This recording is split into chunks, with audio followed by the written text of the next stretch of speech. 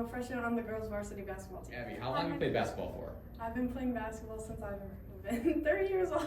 What is your favorite part about being on the basketball team?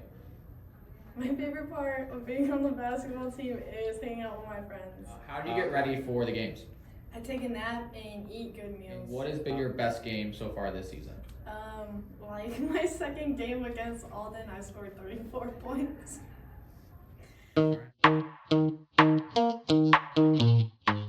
Hi, my name is Cam Wild. I'm a varsity wrestler here at Akron. How long have you played wrestling? I've been wrestling for about 4.5 years now. What is your favorite part about wrestling? I would say staying fit and then doing well at tournaments. What do you do, or how do you prepare for a game? I usually listen to like a couple songs that are the same every single time, and then I warm up before. And then, what has been your greatest accomplishment this season? I think going 4-1 at the Vesper duels and doing well for my team. And